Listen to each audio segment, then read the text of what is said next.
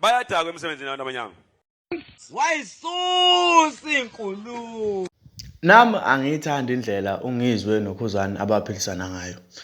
Ngiyanibingelela kuphi nakuphi la kufinyela khona lo mbuso njengamanje ukubingelela umathi into wacebisa intombi zamshalazelwa umshazala abadala zamqombisa ngoma science kumfule nafinto social natshala athi umntana umuntu onqoma nomntana ngomba ukutshela abanolwazi unkwanyazi umluma zamhabala zinzwa zimzisa ukhala bamazinyo umfana obalekela isidlivi la voco vo.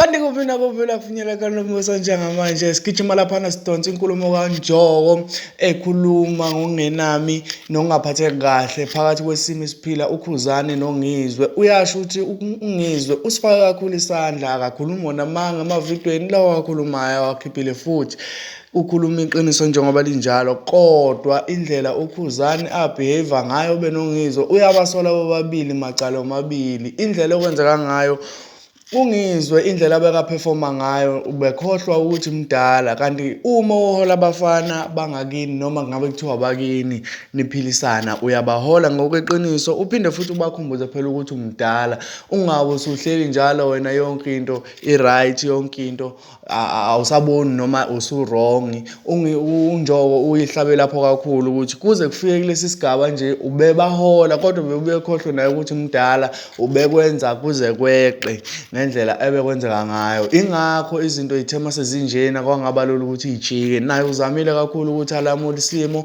kodwa wazama wehluleka. Uthi indlela abelungisa ngayo belungisa njengentombi ungasayifuni wena wabona intombi ungasayifuni nifike nithi lungisana izinto nilungise ziphinde zihlakazeke futhi kuphinde kulungiswe kuphinde kuhlakazeke futhi kodwa yena akaliboni wrong noma njengoba kukanje akafuna ukuphumela obala ngoba wrong kakhulu kodwa uhlaba kakhulu ngapha kuNgizwe ukuthi noma ngabe bebahola bebadonsa ngokweqiniso kodwa bekumele akhombise ukuthi mdala. Subscribe ngani yakwethu.